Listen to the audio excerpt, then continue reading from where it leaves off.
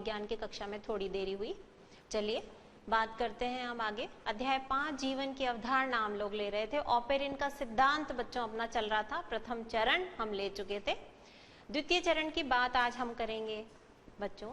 पृथ्वी का जो वातावरण है शुरुआत में अपचायक था। क्यों था अपचायक? क्योंकि उस समय हाइड्रोजन जो है वो अधिक मात्रा में थी पृथ्वी पर। हाइड्रोजन की बहुलता के कारण, अधिकता के कारण ये जो वातावरण था वो अपचायक था। जैसे जैसे समय गुजरा, लाखों करोड़ों सालों में पृथ्वी का तापमान कम होने लगा, और जब तापमान कम होने लगा बच्चों, उस स्थिति में जो मीथेन है उसका संघनन हुआ और उससे फिर विकसित हुए हमारे सरल हाइड्रोकार्बन्स। सरल अणुओं से फिर हमेशा ये नियम है प्रकृति का, सरल से फिर जटिल की तरफ चला जाता है। तो सरल अणुओं से बच्चों फिर जटिल अणुओं का विकास होने लगा। ये जो जटिल अणु थे बच्चों ठोस अवस्था में आने लगे, और जैसे जैसे ये यौगिक ठोस अवस्था में आने लगे, हमारे पृथ्वी की सतह भी कुछ कठोर होने लगी। और पृथ्वी की सतह कठोर होने का सीधा सीधा तात्पर्य था कि यहाँ पर स्थल मंडल जो है उसका विकास हो गया। स्थल मंडल आप जानते हैं, हम सब जहाँ रह रहे हैं, जमीन, धरती, ये क्या है बच्चों? स्थल मंडल। तो इस प्रकार ये कुछ बातें जुड़ी द्वितीय चरण के अंतर्गत, आप नोट कर सकते हैं।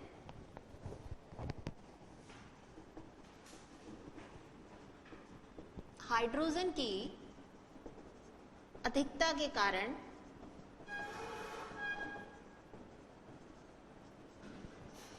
पृथ्वी का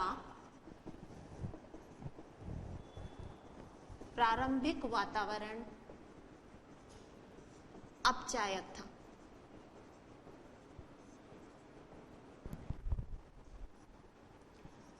करोड़ों वर्षों में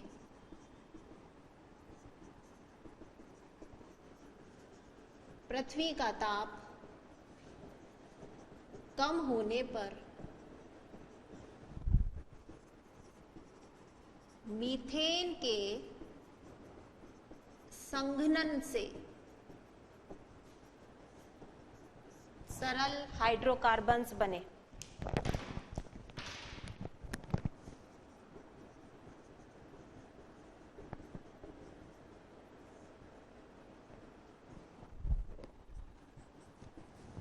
सरल अणुओं से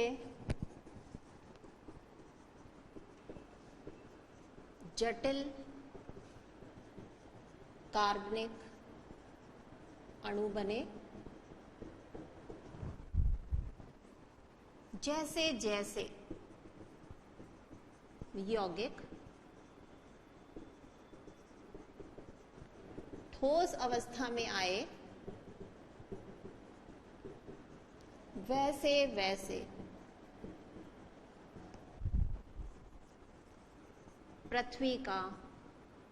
पृथ्वी की सतह कठोर होने लगी, और इस प्रकार किसका विकास हुआ? स्थल मंडल का विकास हुआ।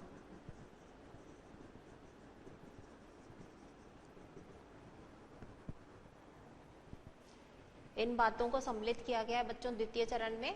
पुनः देख लें। हाइड्रोजन की अधिकता के कारण पृथ्वी का प्रारंभिक वातावरण अपचायक था। करोड़ों वर्षों बाद पृथ्वी का तापमान कम होने पर मीथेन संघनित हुई और सरल हाइड्रोकार्बन्स बने। इन्हीं सरल अणुओं से फिर जटिल कार्बनिक अणुओं का निर्माण हुआ, और जैसे जैसे ये यौगिक ठोस अवस्था में आए, वैसे वैसे हमारी पृथ्वी की सतह भी कठोर होने लगी। स्थल मंडल का विकास हुआ। इतनी बात थी बच्चों द्वितीय चरण की, और द्वितीय चरण के बाद आगे आया हमारा तृतीय चरण। नोट कर लें आप, पॉइंट वाइज लिखेंगे बच्चों, याद करने में आसानी होगी आपको। ऑपेरिन का सिद्धांत इंपॉर्टेंट है।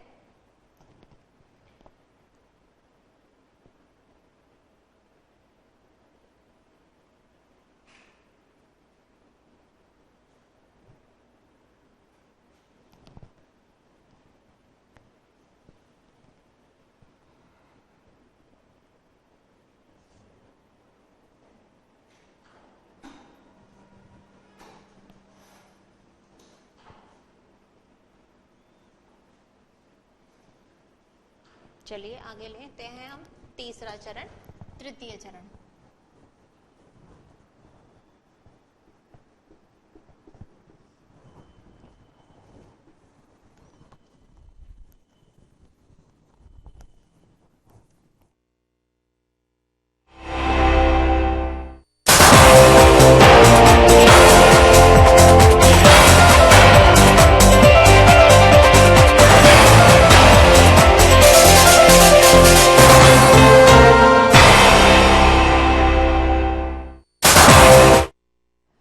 हम लोग ले रहे थे बच्चों तीसरा चरण। जब हमारी पृथ्वी जो है उस पर स्थल मंडल का विकास हो गया, अब बच्चों जो हमारे जटिल कार्बनिक अणु थे वो क्या हुए, जल में उस प्रकार से उबलने लग गए जैसे सूप उबलता है। तो ये यौगिक जल के अंदर सूप की भांति उबलने लगे। इन यौगिकों के आपस में मिलने से फिर और अधिक जटिल अणुओं का निर्माण हुआ। ये जो जटिल अणु थे, उदाहरण के लिए जैसे कार्बोहाइड्रेट, वसा, प्रोटीन और न्यूक्लिक अम्ल, कुछ इस प्रकार के जटिल कार्बनिक यौगिकों का निर्माण हुआ। और बच्चों यही यौगिक फिर जीवन की आधारशिला बन। तो तीसरा चरण लेंगे हम। यौगिक जल में गरम सूप की भांति उबलने लगे।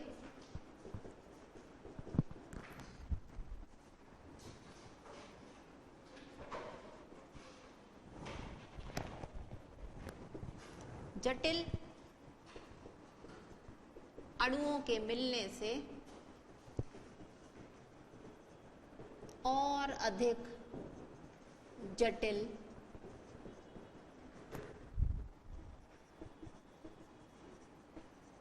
कार्बनिक यौगिक जैसे कार्बोहाइड्रेट, वसा, प्रोटीन तथा न्यूक्लिक अम्ल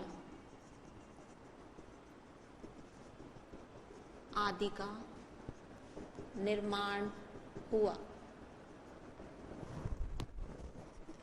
ये पदार्थ जीवन के उद्भव की आधारशिला बने।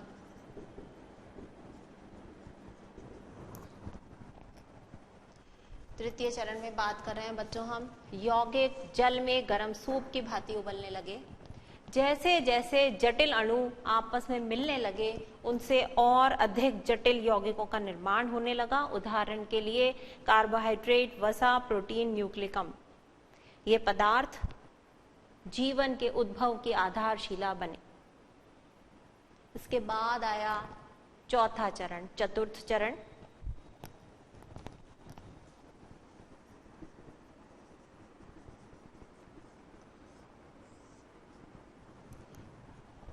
आगे बच्चों न्यूक्लियोप्रोटीन्स का निर्माण होने लगा।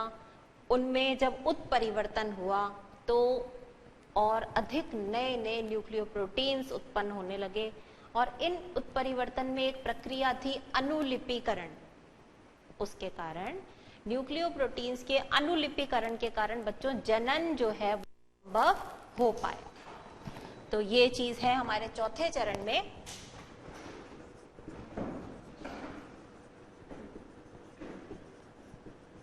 न्यूक्लियोप्रोटीन्स का उद्भव हुआ।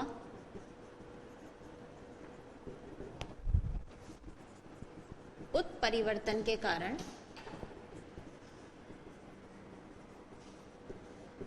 नए न्यूक्लियोप्रोटीन्स बने।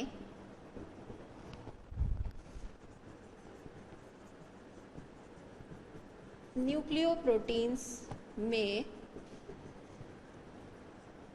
अनुलिपीकरण द्वारा जनन संभव हो सका।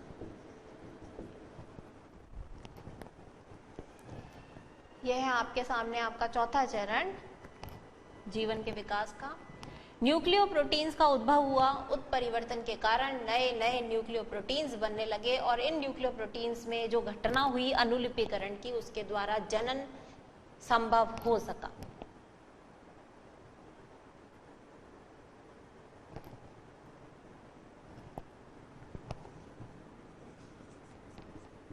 ओपेरिन ने फिर आगे बात की बच्चों पांचवें चरण की। पांचवें चरण में उन्होंने ये माना कि प्रथम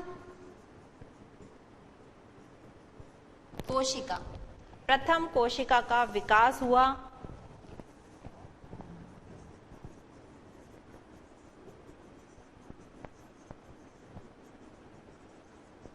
पांचवें चरण में, और प्रोटीन्स जो हैं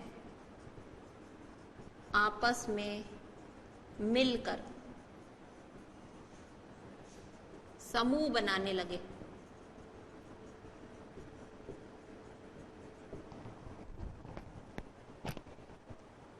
आपके सामने है बच्चों तीसरा, चौथा और पांचवा चरण।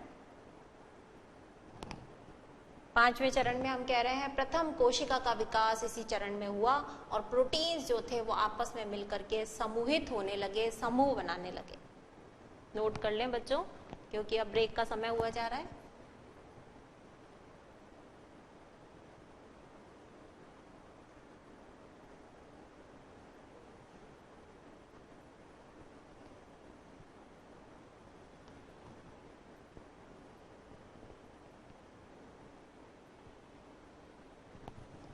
चलिए बच्चों, लौटते हैं ब्रेक के बाद।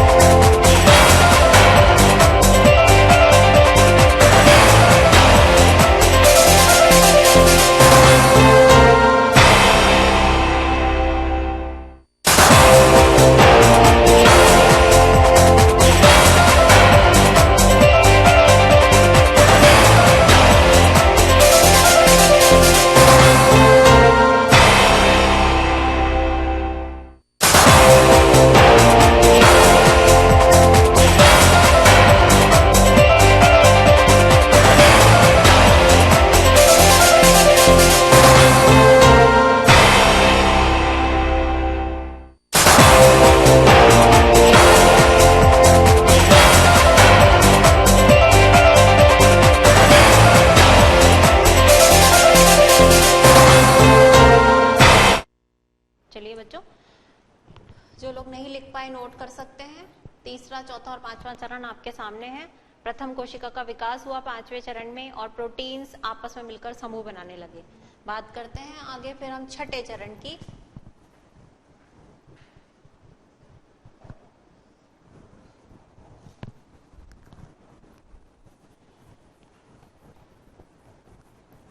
छठे चरण में बच्चों पोषण के आधार पर जीवों का विकास होने लगा।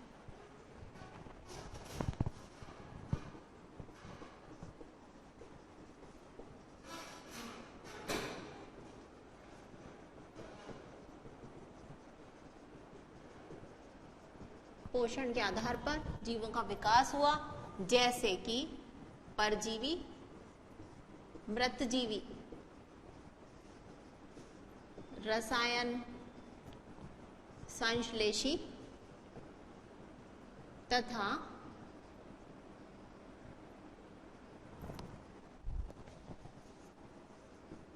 प्रकाश संश्लेषी जीवों का विकास हुआ। ये था हमारा छठा चरण और लास्ट चरण, क्योंकि ऑपेरिन ने बताए थे हमें 7 चरण।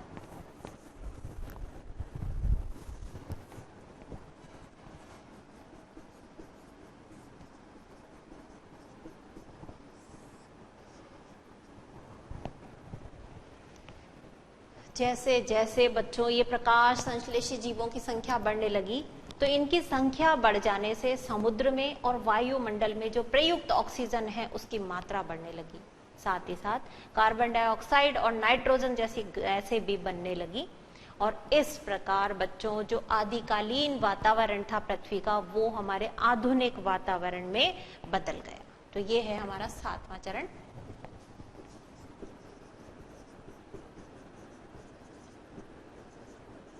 प्रकाश संश्लेषी जीवों की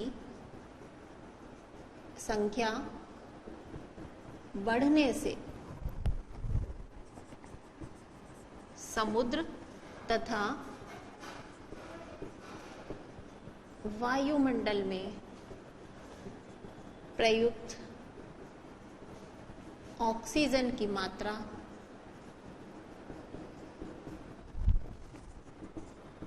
बढ़ने लगी। लिख लिया होगा आपने नीचे।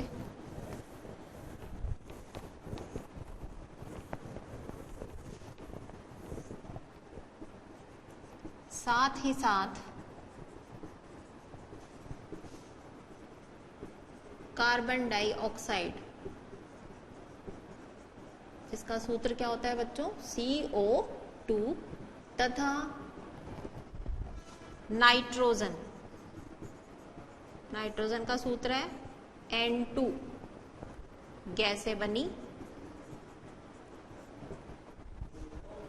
और आदिकालीन पृथ्वी का वातावरण आधुनिक वातावरण में तब्दील हो गया, आधुनिक वातावरण में बदल गए। इस प्रकार हुआ होगा बच्चों हमारी इस पृथ्वी पर जीवन का उद्भव, किसके अनुसार? ऑपेरिन के अनुसार। छठे चरण में पोषण के आधार पर जीवों का विकास हुआ और 7वें चरण में विभिन्न गैसें उत्पन्न हुई, बनने लगी, जिससे कि हमारी पृथ्वी का वातावरण जैसा आज वातावरण है उसमें बदल गया। अब ऑपेरिन ने जो अपनी बात कही बच्चों, इनकी बात को समर्थन करने के लिए शिकागो के एक वैज्ञानिक स्टैनले मिलर आए। 1952 में उन्होंने अपना एक प्रयोग हमारे समक्ष रखा और उन्होंने अपने प्रयोग में क्या किया कि उन्होंने 3-4 अरब वर्ष पूर्व, कितने? 3-4 अरब वर्ष पूर्व हमारी पृथ्वी का जो वातावरण रहा होगा, उन्होंने उन यौगिकों से वो स्थितियां उत्पन्न करने का प्रयास किया और समर्थन किया हमारे ऑपेरिन के सिद्धांत का। और उन्होंने भी यही बात बताई कि संभवतः इसी प्रकार यौगिकों के सरल यौगिकों के जटिल यौगिकों में बदलने से ही जीवन का उद्भव हुआ हो। आइए समझते हैं इसे मिलर के एक प्रयोग से पीपीटी के द्वारा।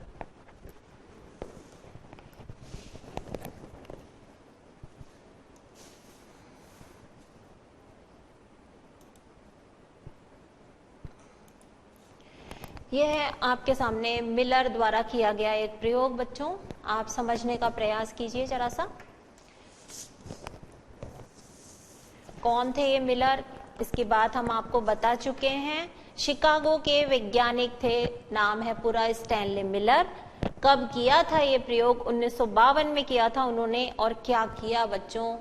पुरानी जो हमारी पृथ्वी रही होगी करीबन 3-4 अरब वर्ष पूर्व, उस पर जो परिस्थितियां उस समय विद्यमान थीं, उससे उन्होंने जीवन के उद्भव का स्पष्टीकरण किया।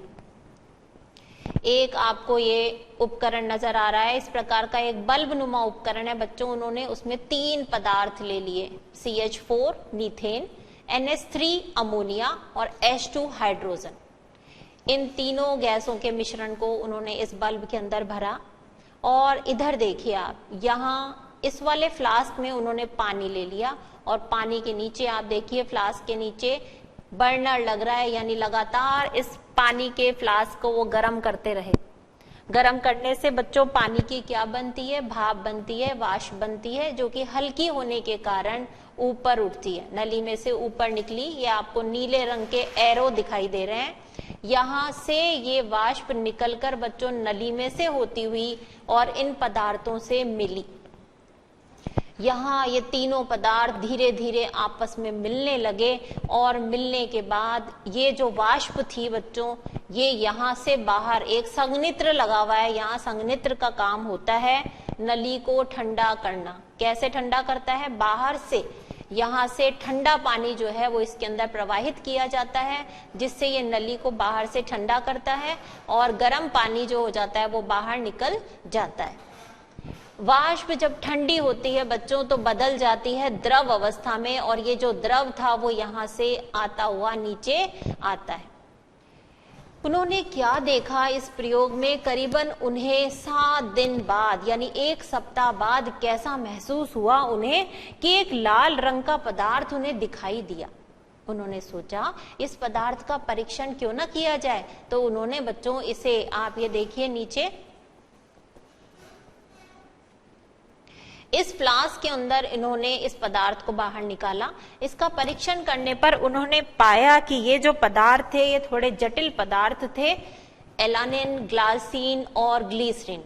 कौन कौन से? एलानिन, ग्लाइसिन और ग्लिसरीन। ये पदार्थ जटिल कार्बनिक पदार्थ थे जिनका निर्माण इन्हीं सरल पदार्थों से हुआ। तो बस बात क्या थी? निष्कर्ष पर पहुंच गए वो अपने, उसी प्रकार जिस प्रकार ओपेरिन ने अपनी बात हमारे समक्ष रखी थी कि उन्होंने भी अंदाजा यही लगाया कि आज से 3-4 अरब वर्ष पूर्व पृथ्वी पर भी इसी प्रकार सरल पदार्थों से जटिल पदार्थों का निर्माण हुआ होगा और जीवन का उद्भव हुआ होगा। तो इस प्रकार उन्होंने अपने इस प्रयोग के द्वारा ओपेरिन की बात को पुख्ता कर दिया, उसे मजबूत कर दिया। आइए लौटते हैं अपनी क्लास में।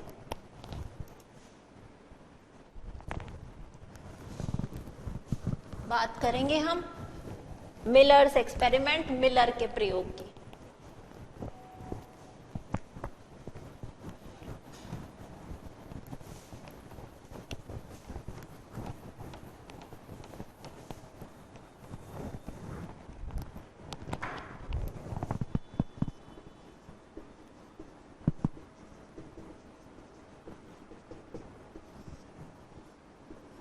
कौन थे ये मिलर? शिकागो के वैज्ञानिक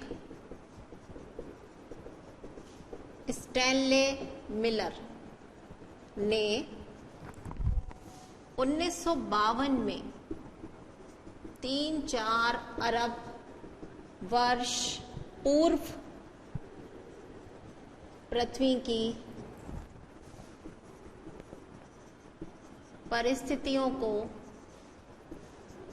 उत्पन्न कर ओपेरिन के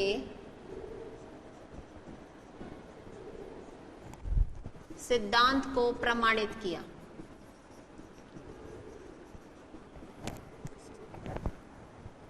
क्या किया था प्रयोग में?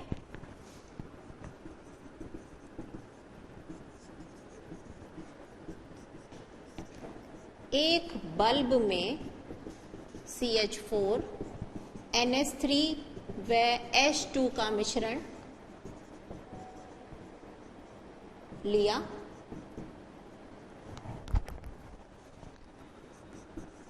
एक फ्लास्क में लगातार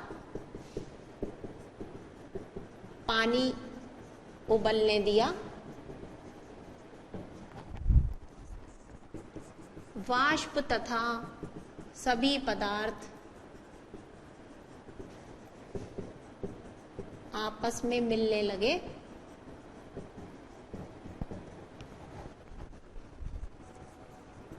द्रव के रूप में बदलने लगे। ये तो था इनका प्रयोग। क्या 7 दिन बाद उन्हें लाल रंग का पदार्थ दिखाई दिया।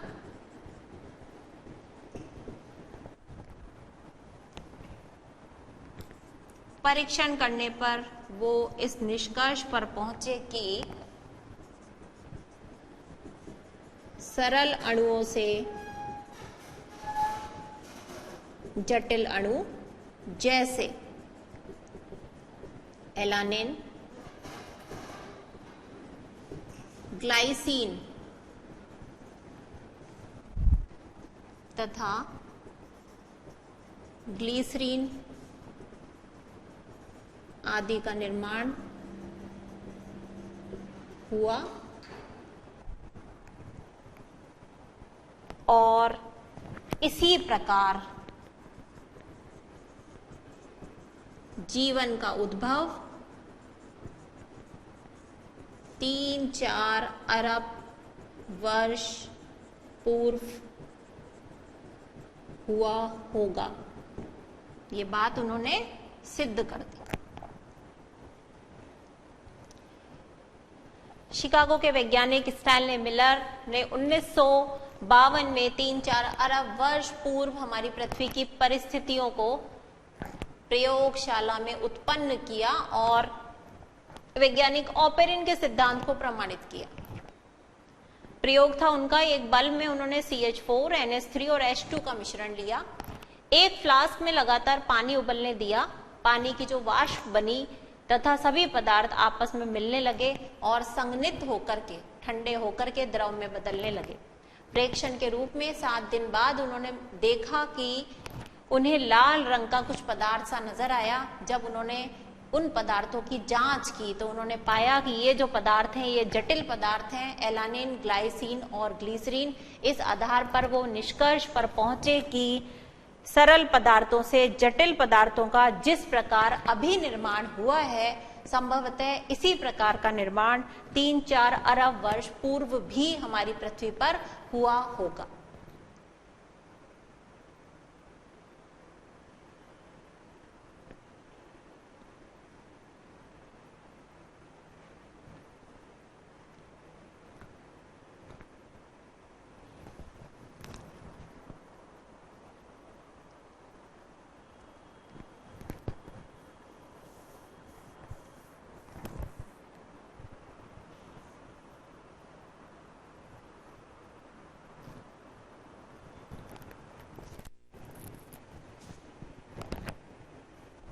अगली बात बच्चों जो हमें लेनी है, लास्ट टॉपिक है आपके इस अध्याय का। थोड़ा सा अंश अभी ले लेते हैं, बाकी अंश अगली क्लास में लेंगे। बाह्य अंतरिक्ष में जीवन की खोज।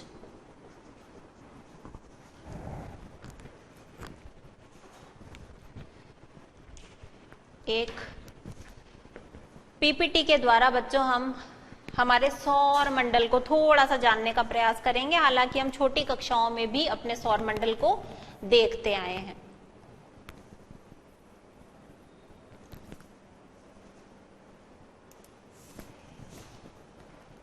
कुछ इस प्रकार का है बच्चों ये हमारा सौर मंडल। थोड़ा सा इसे अब और बड़े रूप में देख सकते हैं।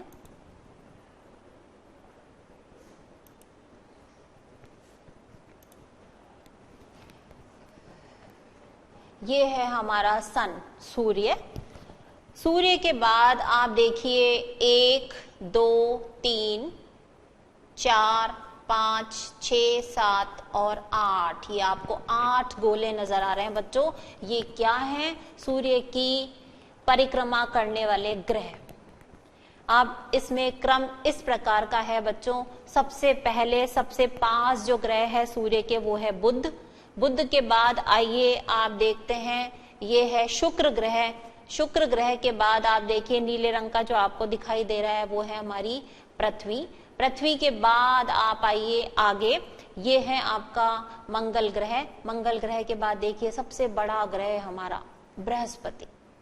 बृहस्पति के बाद ये हमारा जिसके आगे रिंग है, जिसके चारों तरफ रिंग है बच्चों, शनि ग्रह है। शनि के बाद अरुण और अरुण के बाद वरुण। ये है हमारे सौर मंडल की पूरा सौर परिवार। सबसे पहले जो हमारा ब्रह्मांड था बच्चों प्रारंभिक दौर में एक बिंदुवत था, बिंदु के रूप में था अंतरिक्ष में। अब जो ये इतने सारे ग्रह हैं बच्चों, लेकिन इन सभी ग्रहों पर जीवन संभव नहीं था।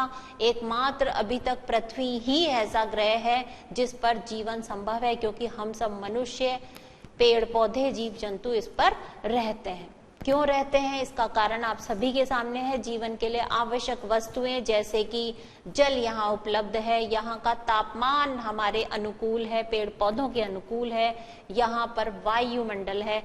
इतनी सारी सुविधाओं के होते हुए यहाँ पर जीवन जो है वो हमारे लिए संभव हो पाया। अब कुछ ग्रह अंतरिक्ष में ऐसे हैं बच्चों जहां पर वायुमंडल ही नहीं है, तो वहां पर जीवन की संभावनाएं ही नहीं है, खत्म हो जाती हैं सारी संभावनाएं। कुछ ग्रह अगर वायुमंडल है तो वहां पर तापमान इतना अधिक है या बहुत ही कम है, दोनों ही परिस्थितियां जीवन के लिए अनुकूल नहीं मानी जा सकती।